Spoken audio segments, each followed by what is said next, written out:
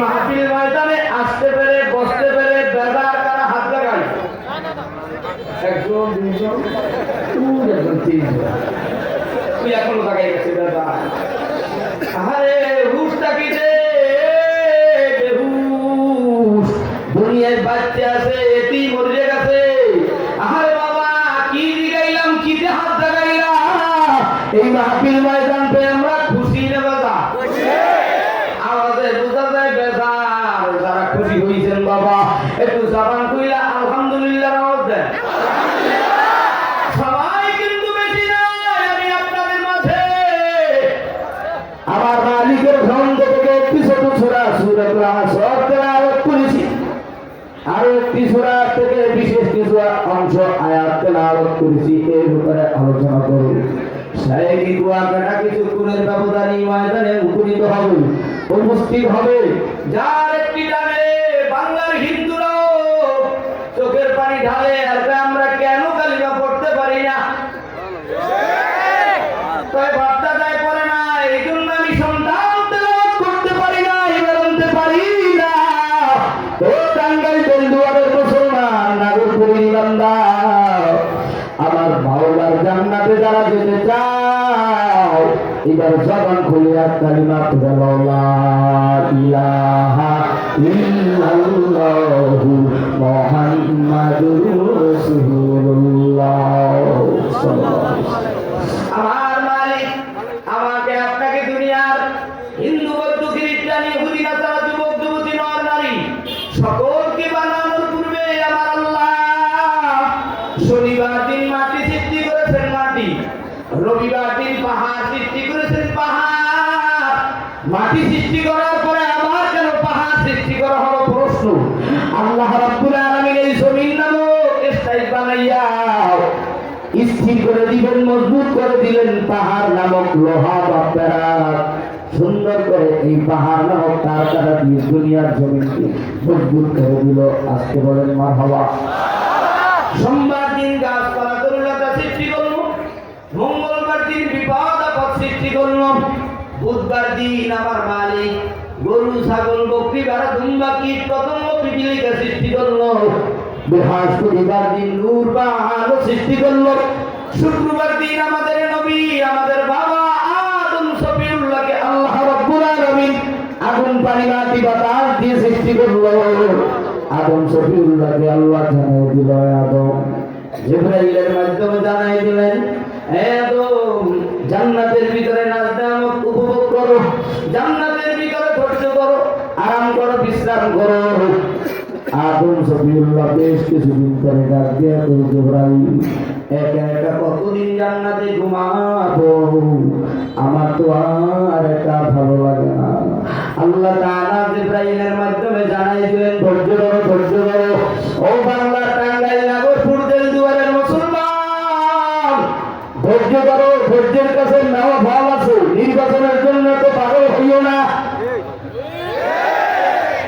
সব কিছু সমাধান হোক একটা দেশকে শান্ত হোক সবাই অন্তরের ভিতরে তৃপ্তি পাবে এরপরে যার মতো সে ভোট দেবে যাকে আল্লাহ বানাবে সে সংসদের কথা বলবে আর যদি তারা পুরো শয়তানের লক্ষ্য ফরমালিন থেকে যাবে ভাইরাস থেকে যাবে ভাইরাস মুক্ত না করা পর্যন্ত নির্বাচন দেবে যেমন আবার তেমন হবে আমার আব্বা জানে না যুবক ভাইরা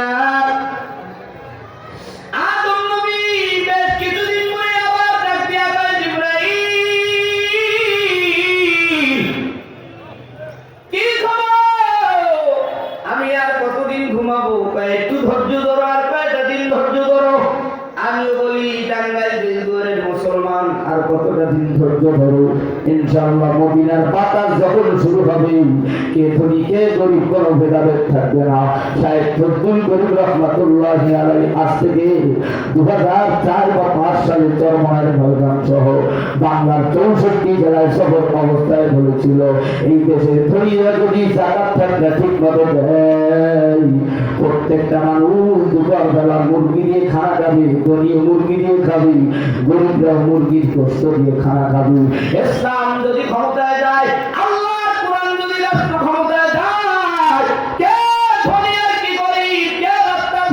ঢোকায়, কোনো ভেদাভেদ থাকবে না, সবাই সমান হারে শান্তি পাবে, সবাই সবার অধিকার পাবে। এ মুসলমান আপনারা আদম শফিউল্লাহকে জিবরাইল ডাক দেয়া গায়ে ধৈর্য ধরেছো, আর কটা দিন ধৈর্য ধরো, আমি আপনাদেরকে বলবো রে বাবা, আর কিছুদিন ধৈর্য ধরো, পাগলামি বন্ধ করো।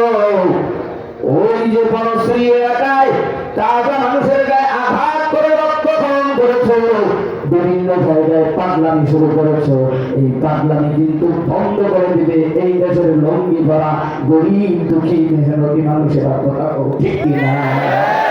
আমার যুবক বাজানেরা, আমার বৃদ্ধ বাজানেরা, একটু শোনো। আদম নবী ঘুম থেকে উঠে জান্নাতের ভিতরে ডান দিকে তাকিয়ে দেখে মা হাওয়া আলাইহিস সালাম, বিশ্ব সুন্দরী চারজন নারী, এর মধ্যে একজন আমাদের মা হাওয়া। হাওয়াকে দেখে হাত বাড়াতে লাগলেন। জিবরাইল ডাক দিয়া আদম, আগে কালিমা পড়ো। কালিমা নাকি কলমা? কালিমা। আর জোরে কালিমা। এটা আপনার বাবার নবুয়ত কালে হুজুরের ডাইকা কলমা কলমা কলমা কলমা নাকি কালিমা? আর জোরে কর।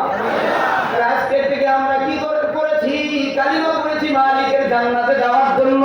খালি জান্নাতে যাওয়া এমনি এমনি না, 70 জন হুর গেলেবান নিয়া জান্নাতে বসবাস করবো। দুনিয়ার রাঙ্গা চামড়ার পিঠে পড়ে নিজের জীবন ঘোরাবো না। মা বাবার অত্যাচারী জুলুম নির্যাতনওয়ালা বিবি ঘরে আনবো না। হাত হালাল পাবে মুরব্বীদেরকে মেনে যদি তুই একটা কুসিরি কালো মেয়ে আনো, দুনিয়ার ভিতরে শান্তি পাবি রে বাবা। দিনদারি আমানতদারি সুন্দরী আল্লাহ মেয়ে যদি আনতে পারবে রে বাবা। আদম শফিউল্লাহ হাওয়াকে দেখে হাত বাড়াতে লাগলেন। জিবরাইল ডাক দিয়া কয় কালিমা পড়ো। কালিমা পড়ছে, এবার আবার হাত বাড়াইতে লাগছে। জিবরাইল আবার ডাক দিয়া কয় মহারানা আদায় করো। কালিমা পড়লি হবে না, মহারানা আদায় করো। মহারানা আদায় করবে কি দিয়া? টেনশন। জিবরাইল আবার আরশে আজিমে চলে গেল। আল্লাহ জানায় দেয় জিবরাইল যাও যাও, আমার নবী আদম শফিউল্লাহকে জানায় দাও সে যেন আমার দোস্ত মুহাম্মদুর রাসূলুল্লাহ সাল্লাল্লাহু আলাইহি ওয়াসাল্লামের প্রতি 10 বার দুরূদ পড়ে নাই। একটু জোরে কোন কয়বার? 10 বার। আরেকটু আস্তে কোন? 10 বার। হ্যাঁ, আওয়াজ জানা যায় না, মনে করবেন না বড় মহারানা যায় না। আসি আমরা যারা মাইকের আওয়াজ পাইতেছেন আপনাদেরকে পৌঁছায় দিয়ে যাব। কার কার স্বামী মহারানা যায় না, জান্নাতের ঘেরানো পাবি না। ওই মা ওই বোনের মহারানা না যাওয়া পর্যন্ত বাবা খালি মক্কায় যাও, তবলিগে যাও, সর্বনাই যাও, কাশফুলি লাগাও, নির্বাচন আইলি বইলে লয়ে নামো, কাশি লয়ে নামো, লাঙ্গল নিয়ে নামো। এবার আর আগের দিন নাই। এবার তুমি শান্তি পেতে চাও, বাংলার মুসলমান ঐক্যবদ্ধ হও। আল্লাহ ঘরে ঘরে, আল্লাহর জমিনে প্রত্যেকটা মানুষের অন্তরে শান্তি পাবে। ইসলাম ক্ষমতায় নিয়ে দেখো। আরে ওলামারা তোমাদেরকে রান্না করে, তোমাদেরকে ভাগ বটোয়ারা করে খাওয়াতে পারে কিনা একবার চান দিয়ে দেখো। আর যদি না পারে ফের আর দরকার নাই। এবার আমার আব্বাদের যুবক ভাইয়া, আদম শফিউল্লাহ ডাক দিয়া কল কালিমা বললাম, মহারানা আদায় করবো কি দিয়া? জিবরাইল কয় বিশ্ব নবীর প্রতি 10 বার দুরূদ করো, 10 বার। সাথে সাথে বলবিল মহারানা আদায় হয়ে গেল। এবার তোমার হাওয়া জান্নাতের ভিতরে আরাম করতেছে, বিশ্রাম করতেছে। শেষ পর্যন্ত সুখে থাকলে ক্ষতি গিলায়।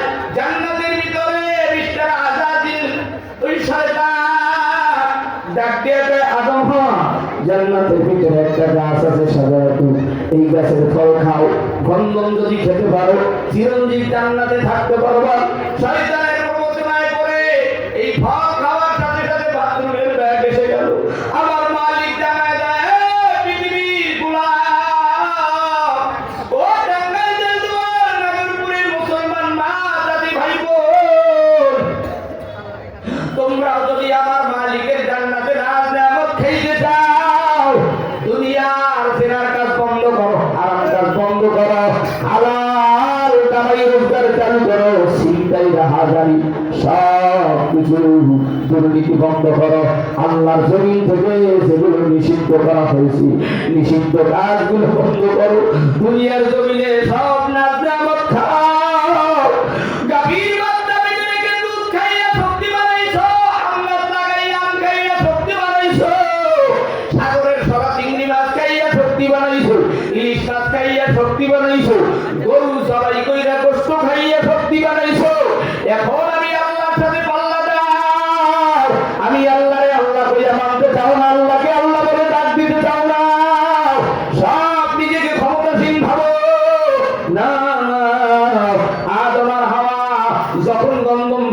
দিলেন, সাথে সাথে জালিমদের অন্তর্ভুক্ত হয়ে গেল।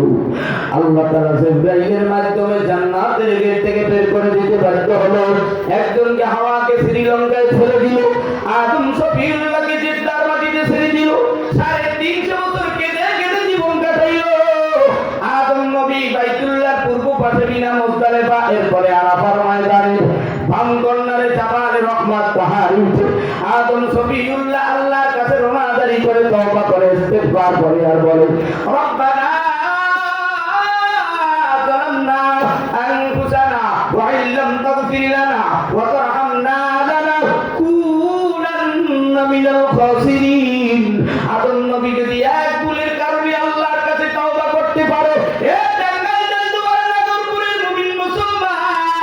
জোহরে বাতেরে গোপনে প্রকাশ্যে রাতে দিনে দেশে বিদেশে কে কোন জায়গায় কোন গুনাহ করেছো রে মুমিন, জীবনের সব গুনাহ থেকে কারা কারা তওবা করবি রে ভাই?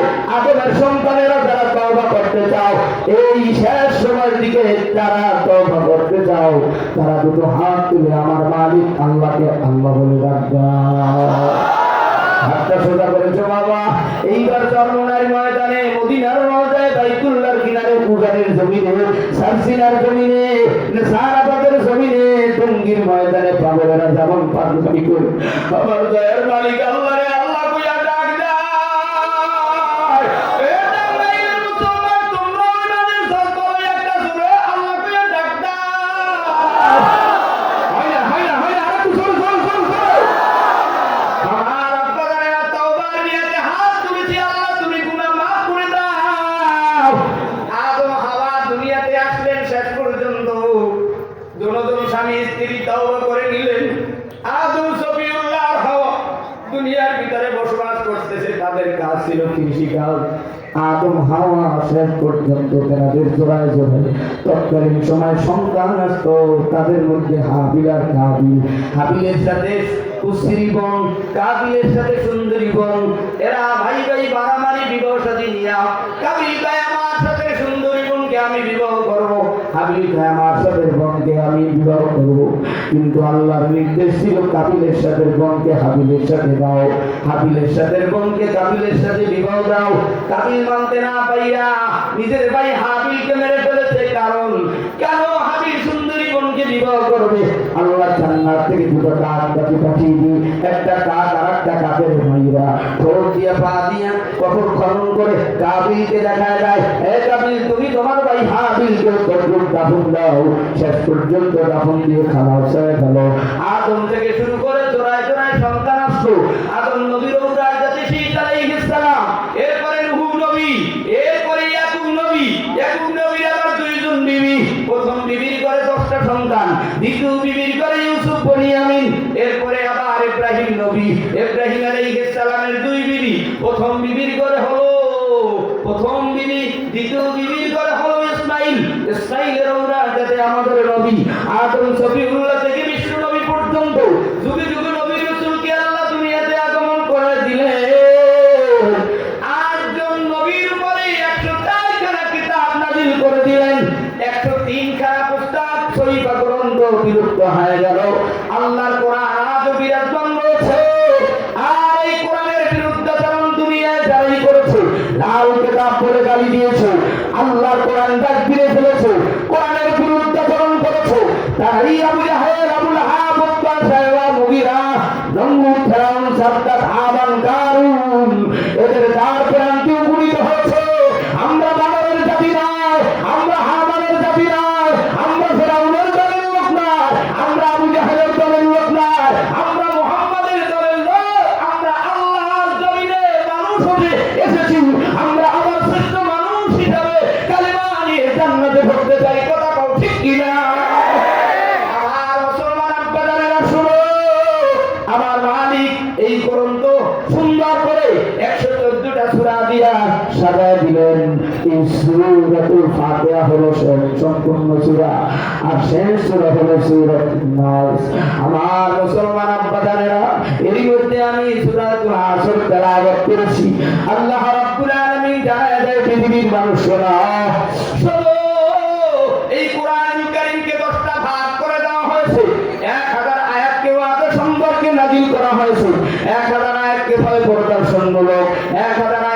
ইতিহাসমূলক, 1000 আয়াতকে দৃষ্টান্তমূলক, 1000 আয়াতকে আদেশমূলক, 1000 আয়াতকে নিষেধমূলক, কমপ্লিট 6250 আয়াতকে হালাল সম্পর্কে, 250 আয়াতকে হারাম সম্পর্কে, 100 আয়াতকে প্রশংসামূলক, 66 আয়াতকে বিবেকমূলক। তার মধ্য থেকে আমি এখন সূরাতুল আসর তেলাওয়াত করেছি। আল্লাহ রাব্বুল আলামিন এই সূরা আসরের বয়ান করার আগে জানা যায় আমি আল্লাহর কোরআন কোথায় ছিল, কোরআনের বাড়ি কোথায়, কোরআন কোন মাসে নাযিল হয়, কোরআনুল কারীম তোমার লক্ষ্য কি, উদ্দেশ্য কি? জবাবটাই আমি কোরআনের লক্ষ্য উদ্দেশ্য হলো অন্ধকার থেকে আলোর দিশা দেখানো। আমি কোরআনের বাড়ি হলো লাউহে মাহফুজে। আমি কোরআন রমজানুল মুবারক মাসে নাযিল হয়েছি। শাহরুর রমাদানাল্লাযী উনজিলা ফীহিল কুরআন। আমি কোরআন রমজান মাসে নাযিল হয়েছি। আমি কোরআনুল কারীম বিশ্ব নবীর কাছে আসতে 22 বছর 5 মাস 14 দিন সময় লেগেছে। কোরআন তোমার মওজু কি, কোরআন তোমার গরজ কি? আমরা দিল দুয়ারের মুসলমান যখন ঢাকায় যাই, বিদেশ যাই, মানুষেরা জিজ্ঞেস করে বাবা নাম কি, বাড়ি কই, ঘর কই, কোথায় এসেছেন, কি কাজ করতে চান? কাজ করতে হলে, কাজ পেতে হলে, বিদেশ যেতে হলে যেমন পাসপোর্ট দরকার হয়, পাসপোর্ট লাগানোর পরে, পাসপোর্ট জোগাড় করার পরে ভিসা লাগানো হয় কাজ পাওয়ার জন্য। আমরা মালিকের জান্নাত নামক পরিবহনে ওঠার জন্য আমরা কালিমা নামক পাসপোর্ট জোগাড় করেছি জান্নাতের নাজ নেয়ামত উপভোগ করার জন্য। আমল নামের ভিসা লাগাও। আমার মালিক সেই মর্মে আয়াত নাযিল করে বলেন আউযু বিল্লাহি মিনাশ শাইতানির রাজীম ওয়াল আসরি ইন্নাল ইনসানা লাফী খুসর।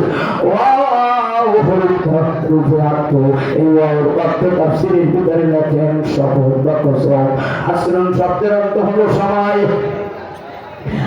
আমার মালিক সময়ের শপথ কাটলেন, কসম করলেন। কেন সময়ের শপথ কাটলেন? বান্দা সময় পাইয়া বিড়ি খাও, সময় পাইয়া গাঁজা খাও, সময় পাইয়া সুদ খাও, সময় পাইয়া ঘুষ খাও, সময় পাইয়া মানুষের হক নষ্ট করো, গরিবের রিক্সা ভাড়া দিতে গিয়ে গাড়ির উপরে চড়াও, সিএনজি ভাড়া দিতে গিয়ে অত্যাচার শুরু করো, দোকানপাট থেকে কত সময় গেছো, ক্ষমতার দাপট দেখাইয়া দোকানদারের টাকা দাও না, ক্ষমতার দাপট দেখা চায়ের দোকানদারের বিল দাও না, ক্ষমতার দাপট দেখাইয়া গাড়ি ভাড়া দাও না, ক্ষমতার দাপট দেখাইয়া সময় পাইয়া জুলুম নির্যাতন অত্যাচার করেছো। আল্লাহর আরশ জমিন কিন্তু সাক্ষী। আমার মালিক দুই কান্দে দুই ফেরেশতা রেখেছে ভলান্টিয়ার। সব সেকেন্ডের হিসাব না হবে। আমার মালিক সময়ের শপথ করলেন, এরপরে বলে দিয়ে ইন্নাল ইনসানা লাফী খুসর। নিশ্চয়ই দুনিয়ার মানুষ ক্ষতিগ্রস্ত। কারা ক্ষতিগ্রস্ত হবে আর কারা লাভবান হবে? শোনো, কারা ক্ষতিগ্রস্ত হবে? যাদের সিনায় ঈমান নামের পাসপোর্ট থাকবে না। কারা ক্ষতিগ্রস্ত হবে? আর যাদের সিনায় ঈমান নামের পাসপোর্ট থাকবে তারা লাভবান হবে। লাভের মানা হলো জান্নাতে যাবে, ক্ষতির মানা হলো জাহান্নামে যাবে। এবার আমি আপনাদের কাছে আবারও একটু জানতে চাই, আমরা জান্নাতে যেতে চাই না কি জাহান্নামে যেতে চাই? আমার মালিকের জান্নাতে যাওয়ার জন্য কালিমা করেছি, তাওবা করেছি। আল্লাহ বলে দিলেন ইল্লাল্লাযীনা আমানু ওয়া আমিলুস সালিহাত